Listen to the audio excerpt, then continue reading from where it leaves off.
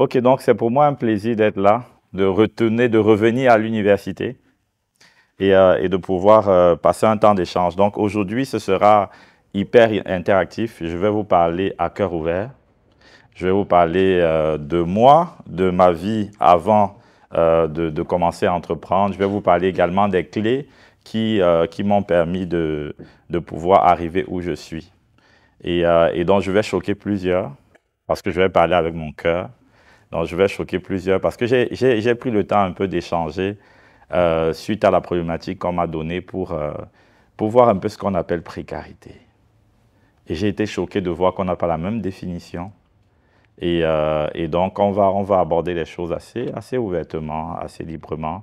Et le but, c'est que vous puissiez sortir d'ici avec un autre mindset. En fait, ce que je suis venu faire, c'est de vous donner les clés, mais c'est surtout changer votre manière de voir les choses. Donc, c'est très ambitieux, très audacieux, mais j'espère que ce n'est pas prétentieux. Je viens vraiment partager, moi, la manière de voir que j'ai eue qui m'a amené où je suis. Et je me suis rendu compte que beaucoup de personnes n'ont plus cette manière de voir. Beaucoup de personnes voient les choses différemment et sont en train d'aller tout droit dans un mur sans le savoir. Quand j'étais jeune, j'aurais aimé entendre ce dont je vais vous parler. Et donc, avant de commencer, je vais me présenter. Je vais me présenter en vous donnant des informations, comme je dis, concernant ma vie, pour plusieurs raisons. La première raison, c'est pour que vous puissiez comprendre que je suis crédible quand je parle de finances. Voilà, parce que il y a maintenant, tout le monde parle d'argent, mais il y a beaucoup qui parlent d'argent, mais qui ne savent pas comment on fait de l'argent. Et la deuxième raison, c'est pour que ça puisse vous inspirer. Si au sortir d'ici, vous pouvez vous dire, c'est possible, moi également, je peux, alors j'aurai réussi.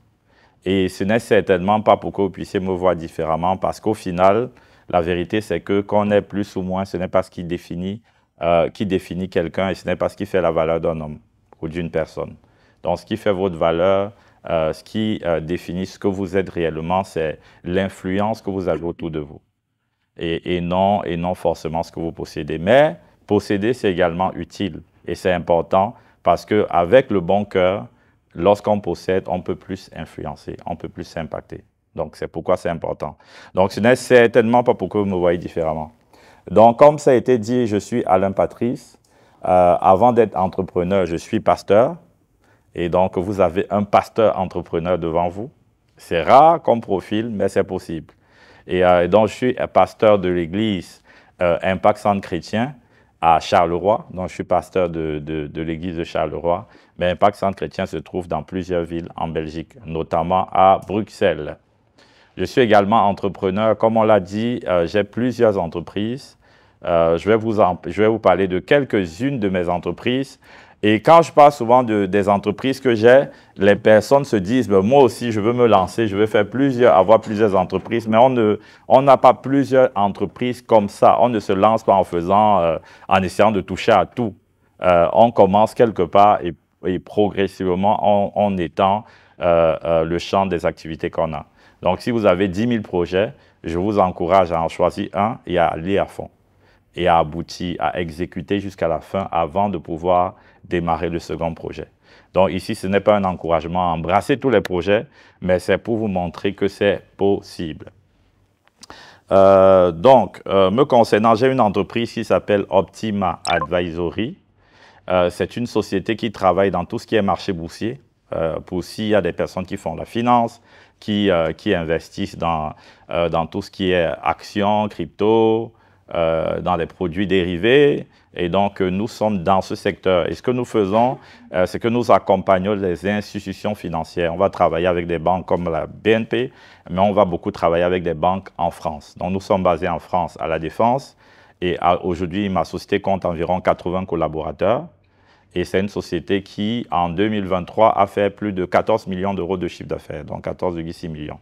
C'est une société que j'ai créée dont nous sommes 2 associés et dont 2 dirigeants. Bon, après, concrètement, on a des managers en dessous de nous qui font le job. Donc, nous, on essaie de coordonner, de définir la stratégie, de piloter l'entreprise au quotidien.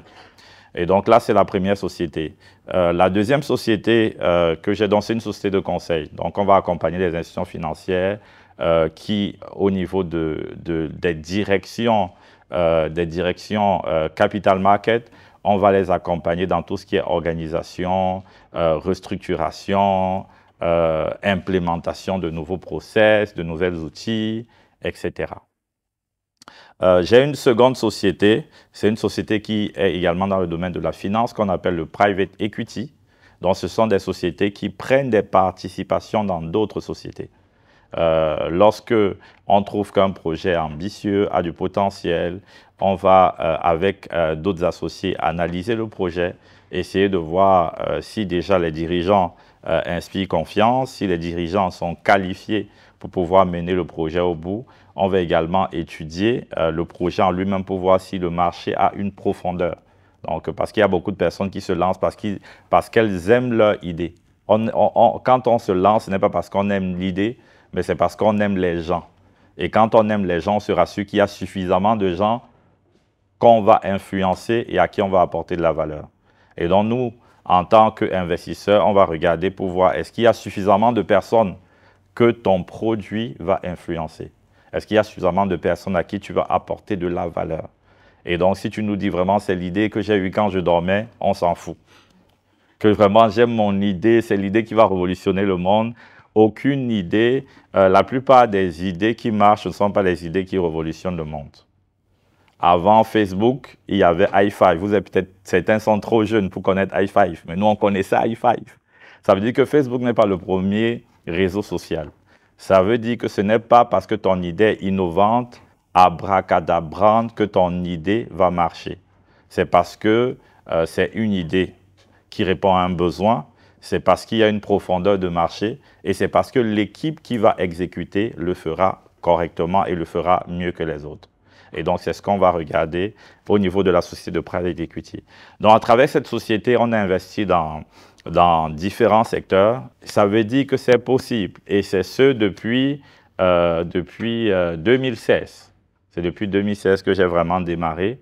Mais j'ai démarré en 2016, mais j'ai été surtout porté par des habitudes que j'ai développées depuis que je suis jeune. Et c'est ce que je veux partager avec vous.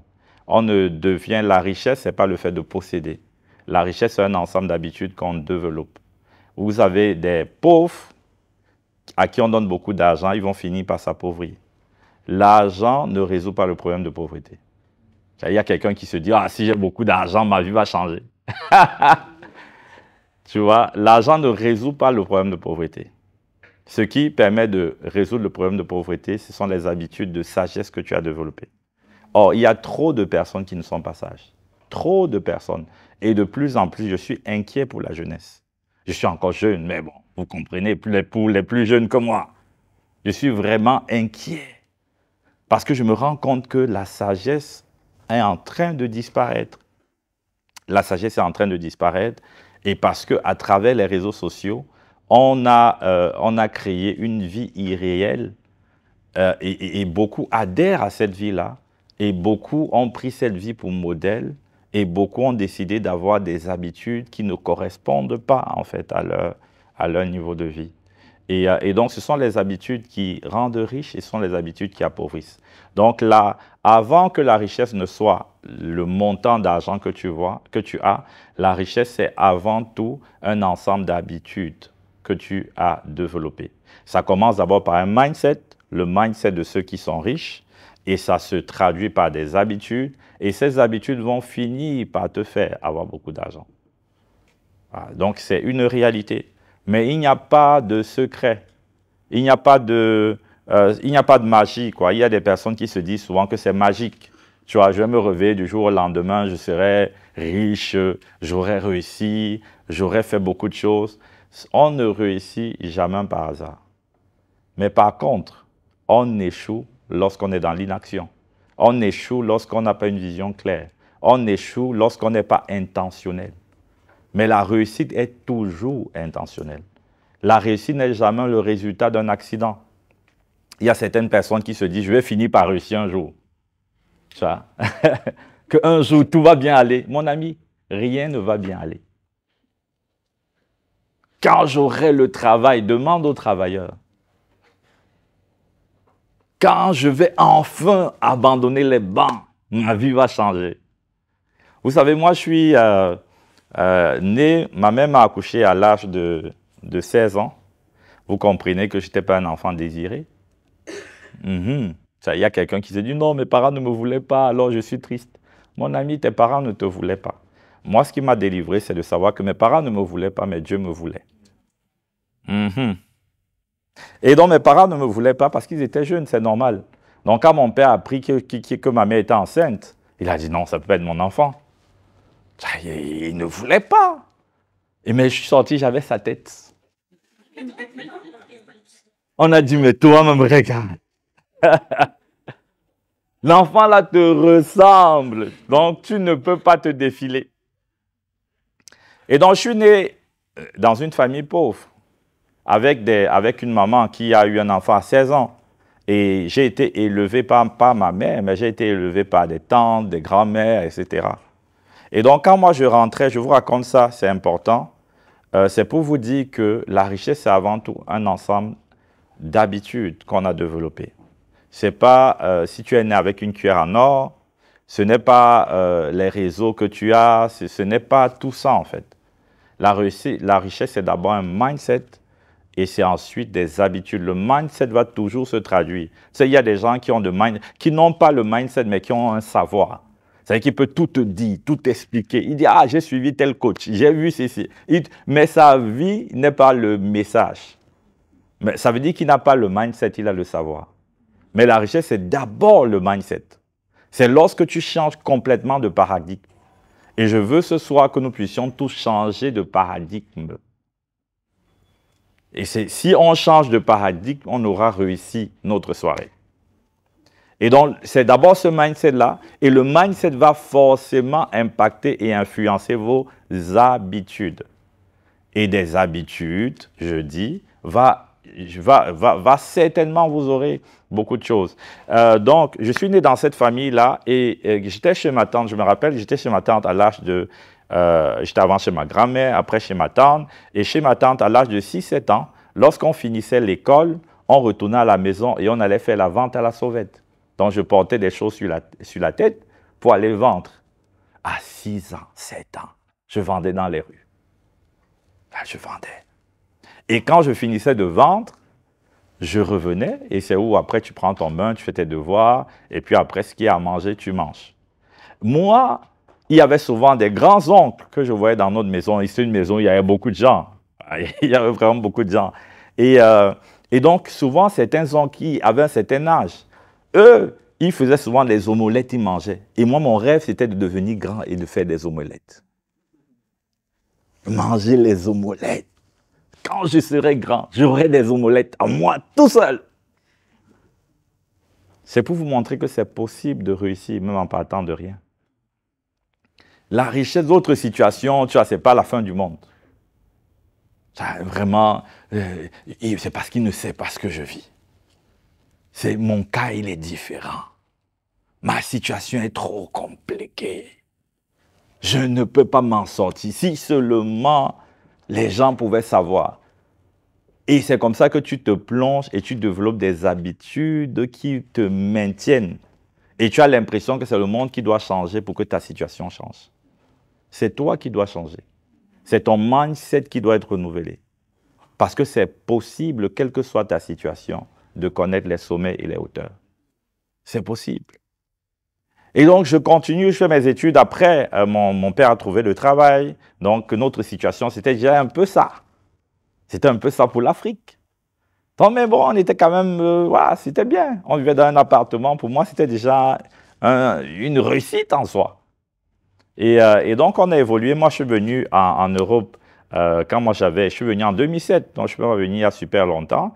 Je suis venu en 2007, j'avais eu ma licence. Et je suis venu pour faire mon master en Europe. Et vous vous doutez bien que quand tu arrives en Europe avec un salaire africain, ce n'est pas le salaire africain qui va te permettre de vivre ici, de réussir. Donc, tout ce que j'ai fait, ce n'est pas mon père qui a appelé un de ses amis pour me pistonner. Il n'y a pas eu de piston naturel.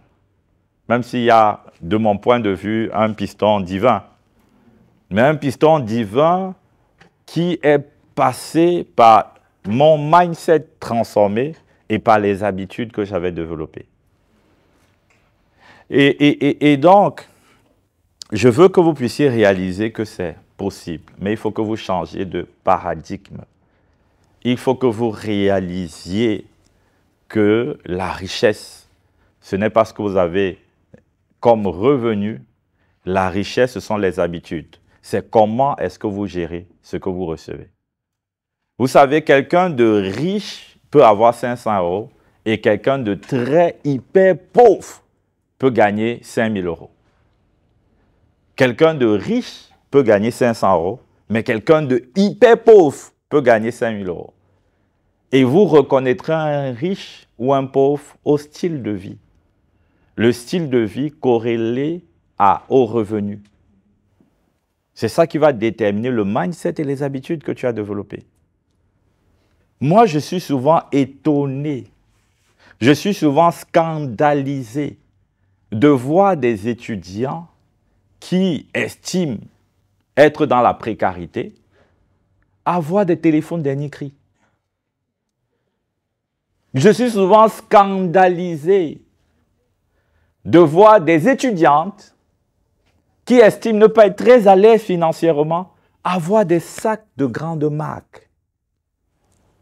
Et c'est pourquoi je dis, ça veut dire que là, tu es en train de creuser ton tombeau pour demeurer éternellement dans la pauvreté. Bon, éternellement sur la terre, en tout cas, durablement dans la pauvreté. Durablement, tu n'as rien à prouver à quelqu'un. Tu dois comprendre que la vie est faite de saisons. Il y a une saison pour semer, il y a une saison pour récolter, et il y a une saison pour jouir des récoltes. Si pendant la saison où tu dois semer, tu es en train de profiter, tu ne pourras jamais vraiment profiter parce que tu n'auras jamais vraiment de récolte. La vie, c'est comme les mathématiques. 1 plus 2 égale à 2. 1 plus 1 est égal à 2. Ça veut dire qu'aujourd'hui, tu as le résultat des habitudes que tu as développées hier. Et ça veut dire que l'année prochaine, tu seras le résultat des habitudes que tu auras développées aujourd'hui. Peut-être les habitudes n'auront pas un impact. Tu vas te dire, mais en quoi est-ce que ça impacte significativement ma vie? Mais tu ne sais pas que tu es en train de te préparer pour la grandeur. Tu ne sais pas. Les personnes qui vont dire, moi, quand j'étais étudiant, je suis encore désolé, je vais choquer certains avant qu'on ne rentre dans le... Parce que mon but, c'est que tu changes de paradigme. Mon but, c'est que tu réalises que tu n'as rien à prouver à quelqu'un. Mon but, c'est que tu réalises que tu dois te préparer pour la grandeur.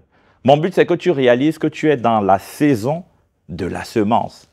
Et la première semence que tu fais, c'est dans les habitudes que tu développes. C'est une forme de semence. Ce n'est pas aller d'abord investir 1 million en bourse. Non, c'est d'abord développer des habitudes pour bien gérer l'argent que tu as. Et c'est ça, même en entrepreneuriat, quand nous on veut investir dans une société, on regarde les réflexes de l'équipe dirigeante. On regarde les réflexes. L'entrepreneuriat, c'est un ensemble de réflexes. La richesse, c'est un ensemble de réflexes que tu as développés et qui te portent. Si tu as appris à minimiser 1 euro, tu vas minimiser 1 000 € demain. L'argent n'est pas le problème. Le problème, ce sont tes habitudes. C'est ton attitude. Si tu as appris à mal gérer 500 €, tu vas mal gérer 3 000 €. Il y a des personnes, je disais ça encore là tout à l'heure, il y a des personnes qui sont médecins, qui gagnent beaucoup d'argent et qui viennent me voir pour me dire que je ne m'en sors pas. Quelqu'un dit, un médecin ne s'en sort pas. Beaucoup de médecins ne s'en sortent pas. Beaucoup. Beaucoup ont juste de quoi subvenir à leur train de vie très élevé. Combien de médecins sont riches? Parce que la richesse, ce n'est pas ce que produit la force de ton travail. La richesse, c'est combien tu gagnes quand tu dors. Donc, et quand vous comprenez ce que c'est que la richesse, vous vous rendez compte que la quasi-totalité des médecins sont pauvres. Parce qu'ils ont un train de vie et ils travaillent pour pouvoir alimenter ce train de vie. C'est pour ça que pendant, tu vois, il a les cheveux blancs, il fait toujours des gâtes. avec des cheveux blancs, en train de faire les gardes. Pourquoi? Parce qu'il faut qu'il ait suffisamment de revenus pour le train de vie élevé qu'il a, parce qu'il n'a pas appris les bonnes habitudes. S'il avait les bonnes habitudes, il aurait mieux géré son argent, il aurait plus investi, il aurait des revenus passifs. À un moment, il n'aurait même plus besoin d'être médecin. Aujourd'hui, je suis pasteur à plein temps, avec toutes mes entreprises. Je suis à la maison, je m'occupe de mes enfants, j'accompagne mes enfants aux activités. Je n'ai même pas encore 40 ans. Et déjà que je supervise juste mes directeurs, mes managers, et je dégage le temps pour... Je suis pasteur, donc pour l'œuvre de Dieu, et je dégage du temps pour la famille. Mais ça n'a pas commencé comme ça. Ça a commencé par une chambre d'étudiants où on était 4. Avec une chambre avec c'était un salon avec ce qu'on appelait une chambre, mais qui n'en était pas une. C'était une chambre où il n'y avait que le lit. Il n'y a pas d'armoire, tu ne peux pas circuler. Mais c'était où nous tous on voulait aller dormir. Donc le premier à aller dormir, c'est le premier qui dormait dans la chambre. Et le reste, vous vous débrouillez sur le canapé au salon. On était 4, à un moment on était 6. Et on n'estimait pas qu'on était dans la précarité. Parce qu'on avait une vision. Parce qu'on était en train de se préparer pour la grandeur. À ce moment-là, j'aurais pu avoir mon appartement pour moi dire, vraiment je suis étudiant et j'ai un appartement. C'est qu'aujourd'hui, je devais être encore dans l'appartement. Je vais dire, je suis un travailleur et j'ai l'appartement. Et je devais être travaillé jusqu'à l'âge de la retraite. Pourquoi? Parce que je n'ai pas développé les bonnes habitudes. Si, pendant cette période, je voulais les téléphones dernier cri, je voulais, dès que j'ai mon téléphone, je suis à la mode. J'allais être à la mode pour le temps et j'allais travailler pour demeurer à la mode, mais tout en restant pauvre. Sans influence aucun autour de moi. Pourquoi? Parce qu'il y a un train de vie que vous allez essayer de maintenir. C'est d'abord une manière de penser. Aujourd'hui, je peux vous acheter des Ferrari et vous mettre dehors, mais je n'ai pas de Ferrari. Parce que je ne suis pas encore riche à la dimension où j'espère être. Donc, je suis encore en mode, c'est pour ça qu'il y a 10 entreprises où j'ai investi tout ce que je gagne. Non, pas tout, j'ai investi une bonne partie de ce que je gagne.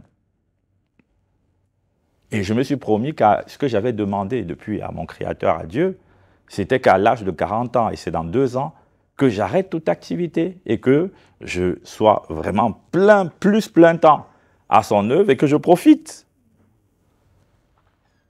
Mais il faut une vision. Il faut une vision. Quelqu'un va se dire, ah, j'ai une entreprise image qui me rapporte des millions. Alors je décide de vivre comme un millionnaire. Je n'ai pas décidé de vivre comme un millionnaire, j'ai décidé d'investir comme un millionnaire. De multiplier le nombre de vases. Pourquoi? Parce que j'ai le bon mindset. J'aurais pu avoir des Ferrari, j'aurais pu avoir, je ne sais pas, beaucoup de choses, ce que les millionnaires peuvent s'offrir. J'aurais pu avoir beaucoup de choses. Mais toutes ces choses-là, ce sont des actifs et non des passifs. Parce que ce sont des choses qui me rapportent de l'argent. Où j'ai mis l'argent, sauf j'ai décidé de me faire plaisir cette fois vraiment en m'achetant une maison comme je veux cette année. Mais de manière avant, j'étais en mode investissement. Je vivais, j'avais un bon niveau de vie, bien évidemment. Mais mon niveau de vie était toujours inférieur à ce que je gagnais. Ton niveau de vie ne doit jamais être à la hauteur de ce que tu gagnes.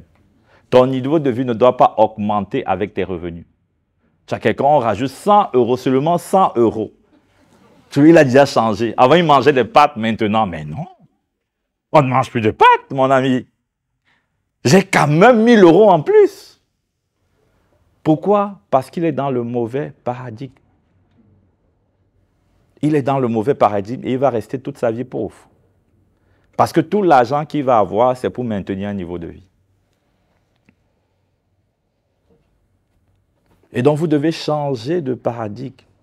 Et quand vous allez changer de paradigme, vous allez vous rendre compte qu'en fait, je suis dans la saison où je sème. Et dans cette saison-là, je dois me sacrifier. Je ne le vis pas, en fait, comme je suis vraiment dans la précarité. C'est dur, parce que la précarité, effectivement, est définie comme l'incapacité de pouvoir subvenir à ses besoins primaires ou essentiels. Tu vois, c'est incapacité. Maintenant, chacun a sa définition de ce que c'est qu'un besoin essentiel. Quand j'étais étudiant, un besoin essentiel, ce n'était pas d'aller en voyage. Mais certaines personnes, tous les années, il faut que j'aille en voyage. Je vois les photos, Ibiza, on va en Grèce. Ce sont de mauvais réflexes. Tu vas en Grèce, tu as combien dans ton épargne? Tu as investi dans combien de business? Tu vas en Grèce parce que tu veux les photos Instagram. On doit savoir que tu existes. Change de paradigme. Ne te laisse pas influencer par ce que tu vois.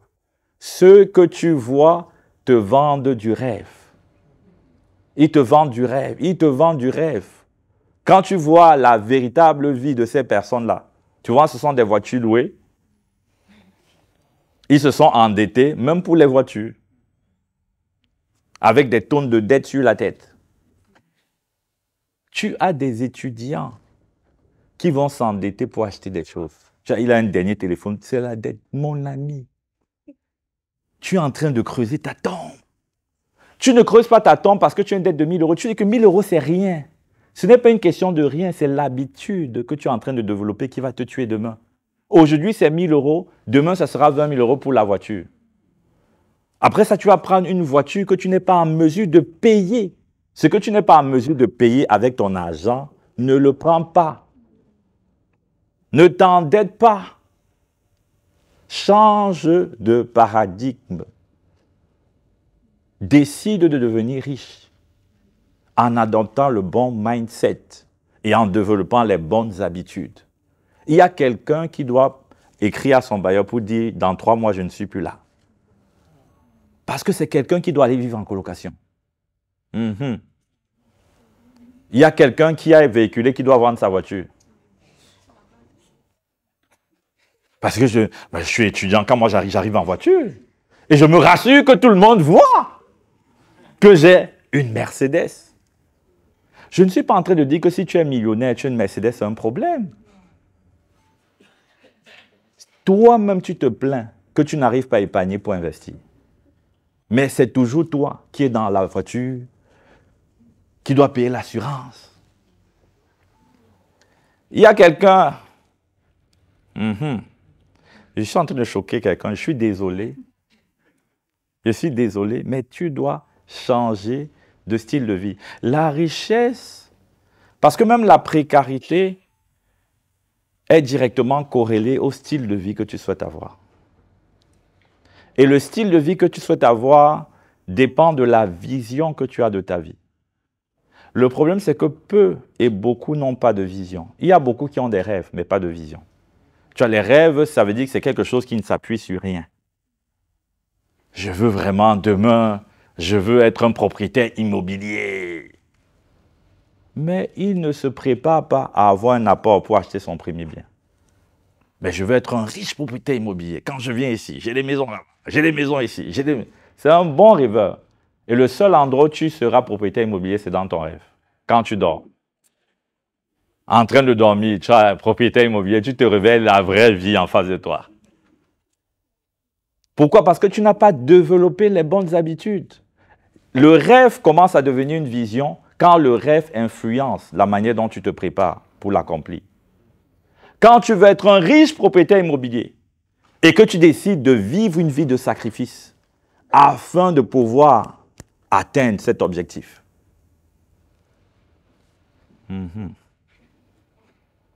En tout cas, ils sont en train de dire, je ne sais pas pourquoi on a invité ce monsieur. Vraiment, il est venu casser mon mood. Si tu peux sortir d'ici triste, mais changer, moi, ça me va. Je ne suis pas venu pour te dire, mais tu seras, c'est bien, ça va changer. Descendons dans les rues. Demandons plus à l'État, c'est l'État ton problème. Plus de... Ah non. Je suis venu te dire que le changement, c'est d'abord toi qui dois changer. Si tu veux que les choses changent pour toi, change d'abord toi-même. Change ton mindset. Change tes habitudes. Arrête de vivre pour les autres et commence à vivre pour la vision. Quelle est ta vision? Qu'est-ce que tu vois demain? Où est-ce que tu te vois? Comme je vous dis, moi, mon niveau de vie actuel est très en deçà de ce que je peux avoir parce que je suis en train de poursuivre ma vision. Je suis dans une période, je suis dans le grand écart, semer, récolter, un peu moissonner, mais tout ça, c'est toujours sacrifice, quoi. Parce que j'ai une vision. Je peux vous donner ma vision, ça peut faire peur à certaines personnes. Mais je sais où je m'en vais. Quelle est ta vision? Où est-ce que tu vas aller? Et ta vision ne doit pas être conditionnée par où tu es aujourd'hui. La vision, c'est ce que tu veux être demain. Ta vision ne doit pas être conditionnée par tes limitations et tes blocages d'aujourd'hui. Ta vision, c'est ce que tu veux être. Hors de toute limitation. Parce que tout est possible. Tout est vraiment possible. Je me rappelle quand je devais investir en Europe, pour moi, bon après, il y a certaines personnes qui ne comprennent pas, mais c'est une réalité. La couleur de peau est un blocage pour certaines personnes.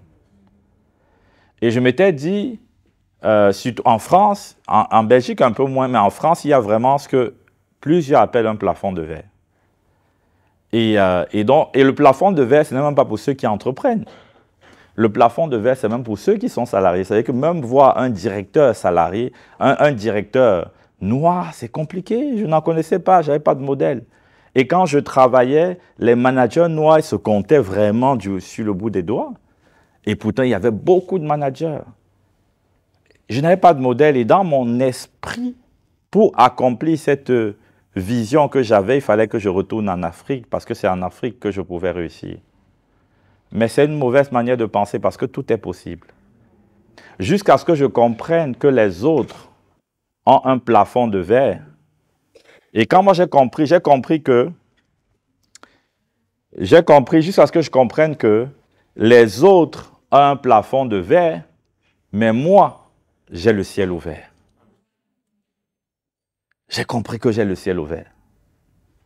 J'ai compris que rien ne pouvait me stopper. J'ai compris que rien ne pouvait m'empêcher de voir grand. J'ai compris que les seules limitations que je pouvais avoir, c'est moi-même qui pouvais me l'imposer. Et j'ai compris que le fait d'avoir une vision ne coûte rien. Lorsque tu as une vision, on ne vient pas te tendre une facture. Ensuite, est-ce que tu as déjà dormi? Tu t'es réveillé, tu te réveilles et tu vois une facture. Suite au rêve où tu disais que tu es milliardaire, tu dois payer 1% de ce que tu crois avoir gagné.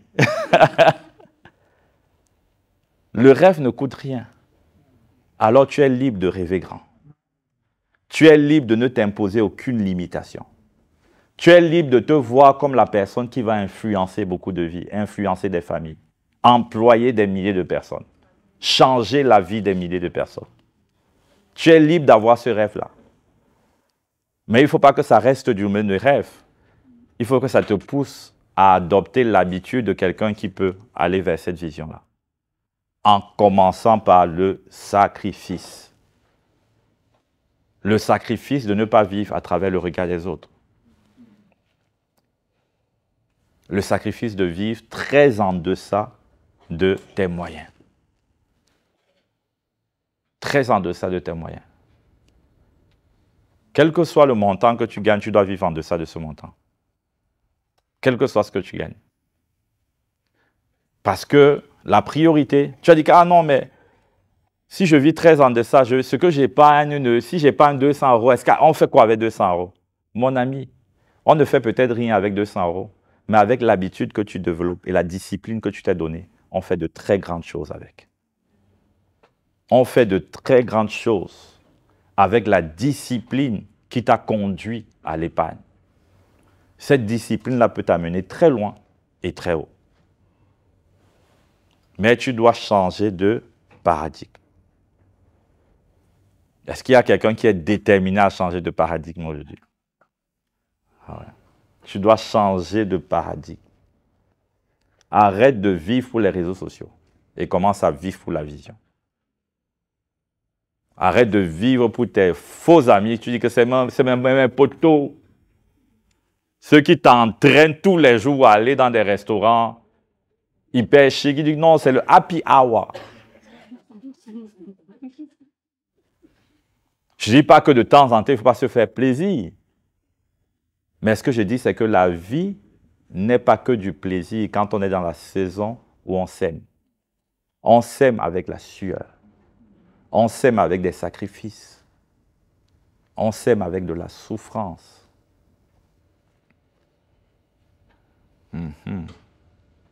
Vous croyez qu'on devient riche par hasard? On ne devient pas riche par hasard.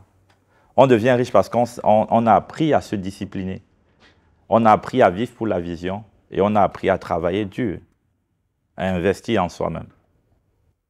Personne n'est riche parce qu'il était couché sur son lit en train de regarder Instagram, liker les photos, les vidéos, passer des heures et après dire vraiment, je n'ai pas beaucoup de temps.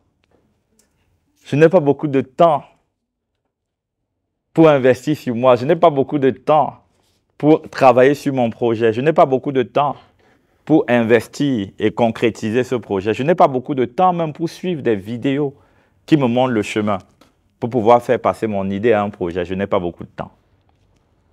Mais tu as tout le temps pour être sur Instagram. Tu as tout le temps pour passer des heures au téléphone avec la même amie à parler de d'autres personnes. Tu vois, aujourd'hui, à l'école, tu as vu comment elle est venue? Tu vois comment elle marchait? Elle aime trop se faire voir. Elle aime trop se faire voir. Tu as vu le gars là? Il m'a regardé et il n'a pas souri. C'est sûr qu'il se dit que, je ne sais pas.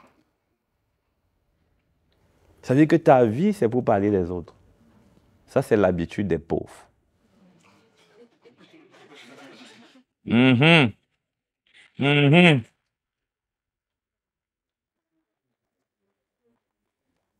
Les pauvres consacrent leur temps à admirer la vie des autres et à parler des autres.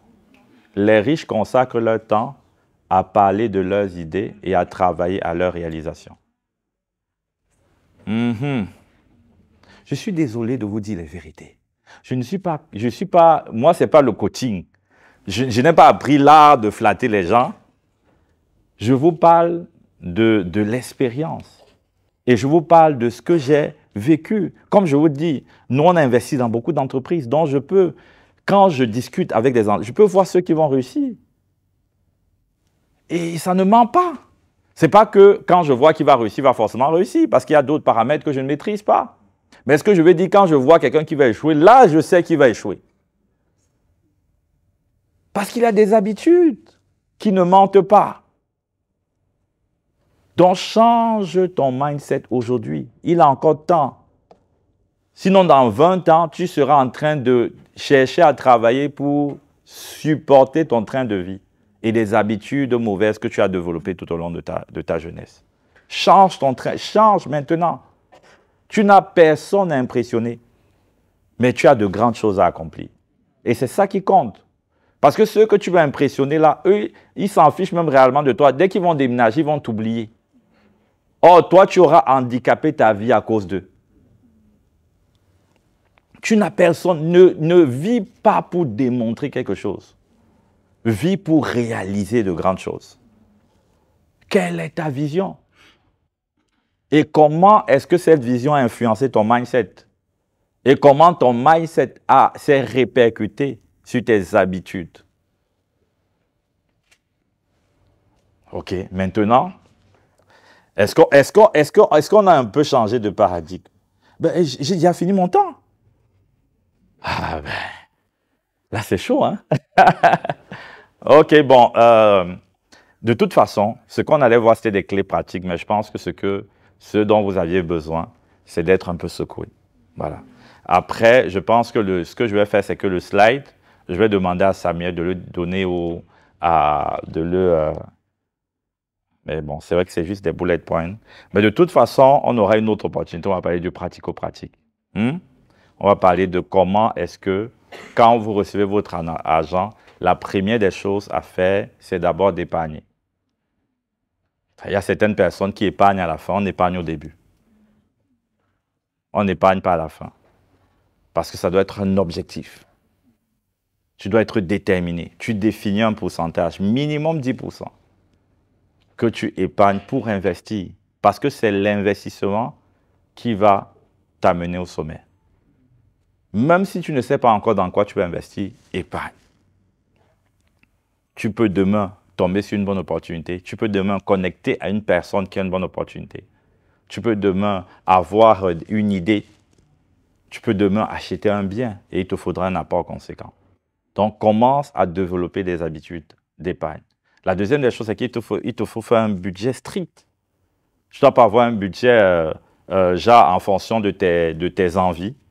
Ça, c'est des budgets, on te demande combien est-ce que tu gagnes, combien est-ce que tu dépenses, tu ne sais même pas dans quoi tu dépenses. Tu dois pouvoir répondre. Selon les différentes catégories, tu dois pouvoir dire que le loyer me prend ça, la nourriture me prend ça. Tu dois pouvoir savoir exactement dans quoi va ton argent. Donc aujourd'hui, le défi que je te lance, c'est de prendre, il y a des applications bancaires qui te permettent de savoir un peu par catégorie les dépenses. Configure bien ces applications et où tu prends ton relevé et tu pointes. Où est passé mon argent le mois dernier? Chaque mois, tu dis, je n'ai plus d'argent. Tu vois, tu constates juste que tu n'as pas. Tu creuses le découvert, tu vis sur le découvert. Chaque mois, je suis venu, j'avais des amis, des connaissances, parce que je choisis mes amis. Et donc, j'avais des connaissances qui qui ouvraient plusieurs comptes bancaires dans différentes banques pour pouvoir vivre du découvert. Donc, il prend un peu d'argent ici, il met là-bas. Il prend un peu là-bas, il met de l'autre côté. Ça veut dire qu'il vit endetté, oubliant que la dette, c'est comme un fardeau que tu t'imposes. Puisque la dette te coûte. Tu roules dans la grosse voiture, 50 000 € de dette. Mais les intérêts que ça génère, au lieu d'avoir une activité qui te ramène de l'argent, tu as une charge qui te pompe et qui te suce de l'argent chaque mois. C'est pourquoi ne t'endette jamais pour investir dans un passif. Si tu t'endettes, c'est pour investir dans quelque chose qui te ramène de l'argent. La seule exception peut être faite pour ta résidence personnelle, et même encore. Généralement, moi, je conseille à ceux qui veulent investir dans leur résidence personnelle et qui ne sont pas encore vraiment riches, de prendre une résidence où une partie peut être mise en location. Et ça change de vie. Donc, il faut faire ça. Et vous devez pouvoir avoir un budget strict. Maîtrisez vos dépenses. Réduisez votre train de vie. Vous épargnez d'abord et après, vous n'allez pas mourir. Ah non, je vais mourir. Comment? Si je mets 20% de côté, je meurs le même mois. Mon ami, mets 20% de côté, mets des virements automatiques vers des comptes d'épargne bloqués. Tu vois, ou tu veux même là, il faut que tu te déplaces à la banque, que tu aies une autorisation pour que pendant le chemin, ta conscience te juge. Tu dis que non, ne fais pas ça, ne fais pas ça. Virement automatique. Dès que l'argent vient, virement automatique, la première personne que tu dois payer, c'est ton futur. C'est la version de toi que tu veux être demain. C'est elle qui doit être payée. Et elle est payée par l'épargne pour l'investissement. Donc, paye-la avant de payer même ton bailleur. Paye la personne que tu veux devenir demain. Épargne directement dès que tu reçois l'argent. Et tu ne vas pas mourir. Je te rassure que tu ne vas pas mourir. Ce que tu vas faire, c'est vendre tes sacs de marque. Ce que tu vas faire, c'est commencer à préparer à la maison. Tu dis, je n'aime pas préparer, mon ami, tu vas te discipliner pour préparer. Ce que tu vas faire, c'est que tu vas ramener les types rois à l'école pour pouvoir manger des gamelles. Tu n'as pas dit, non, mais ils vont me voir comment? Mon ami, je ne vis pas pour eux, je vis pour la vision.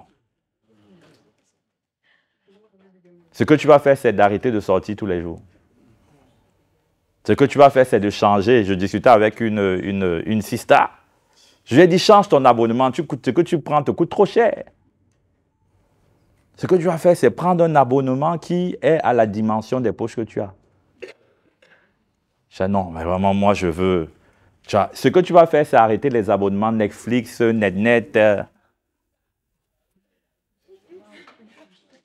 C'est ce que tu vas faire. Ce que tu vas faire, c'est si tu dis non, mais je suis un modèle pour les étudiants parce que j'ai mon appartement. Tu crois vraiment que c'est ça être modèle pour les étudiants?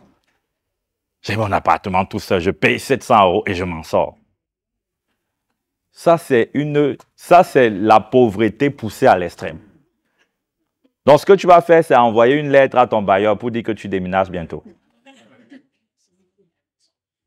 Paye d'abord la version que tu veux demain. Arrête de dépenser n'importe comment. Maîtrise tes dépenses. Fais le point sur tes dépenses. Et tout cela se fait intentionnellement. Ce n'est pas au hasard. Ce n'est pas le hasard va toujours provoquer le chaos. Tu n'as jamais vu un jardin qu'on n'a pas entretenu intentionnellement. Mais si tu veux la forêt, ne fais rien.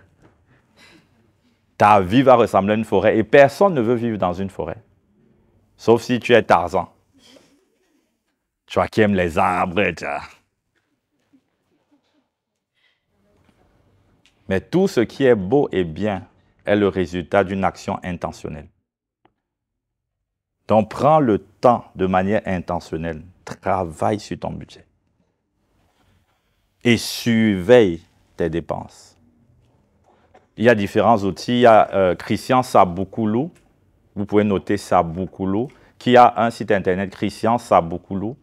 Donc, c'est Saboukoulou. Il a un outil qu'on appelle le Budget Gold.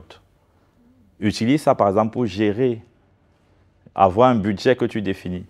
Tu définis tes catégories de dépenses et tu alloues un montant. Tu ne dis pas, bon, on va voir ce qu'on va dépenser ce mois pour la nourriture. Tu définis intentionnellement ce que tu dois dépenser pour la nourriture. Si c'est 100 €, tu vas te battre pour que ce soit juste 100 €. Travaille de manière intentionnelle. Évite les dettes. Refuse les dettes. Toi, tu es reconnu mondialement pour être quelqu'un qui demande des dettes à tout le monde. Prends l'argent à tout le monde. Dis qu'il t'a aussi demandé l'argent. Il t'a aussi demandé l'argent. C'est une habitude qui va t'enterrer dans la pauvreté. Avec toujours de grandes idées. Mais tu sais, moi, quand je vais travailler, je pense que j'aurai 3 000 €. Quand j'aurai 3 000 €, je vais donner ça à tel. Mon ami, quand tu auras 3 000 €, tu auras les dettes de plus de 3 000 €. Chaque mois. À cause de la mauvaise habitude. Donc, arrête de t'endetter. La dette, c'est un fardeau. La dette, c'est un caillou que tu portes et qui t'enterre. Donc, arrête. Maintenant, travaille à multiplier également tes revenus, à augmenter tes revenus. Et tu travailles à augmenter tes revenus déjà à travers les jobs, mais aussi en mettant tes dons et tes talents au service des autres. Quand tu apportes de la valeur aux gens, quand tu aimes les gens, tu seras rémunéré par la valeur que tu apportes. Tu vois, tout ce que tu sais faire, tu ne l'utilises pas. Pourquoi? Parce que tu gâches et tu perds ton temps. Tu vois, je vois souvent des étudiants qui me disent « je suis très occupé ». Je dis « tu n'es pas marié, tu n'as pas d'enfant, tu ne travailles pas et tu es très... Je suis débordé, je suis débordé ». Mon ami, si tu es débordé maintenant, c'est que tu seras enterré demain. Ouais, donc réveille-toi et regarde où tu passes ton temps. Ça dit, tu es débordé parce que tu dors 9 heures de temps. Tu dis que non, le médecin a dit pour mon corps, je sens vraiment que mon corps a besoin de 9 heures de sommeil. Quand je ne dors pas 9 heures de sommeil, je me sens mal en journée. C'est parce que tu n'as pas discipliné ton corps. Discipline ton corps. Et tu vas te rendre compte qu'avec 6 heures de temps, tu tiens une journée. Mais ça ne va pas se faire parce que le premier jour, tu vas bâiller. Tu vas ressembler à un hippopotame, tu vois. Mais au bout d'un mois, ton corps va s'habituer. Parce que ce n'est pas ton corps qui doit te porter, c'est toi qui dois réglementer ton corps. Donc, discipline-toi. Trouve du temps pour valoriser les dons et les talents que tu as. Tu as beaucoup de talents. Tu as beaucoup de valeur à apporter aux autres. Et ce que tu dois faire, fais-le bien. Fais-le avec excellence, avec ingéniosité et avec amour. Pas juste pour faire l'argent.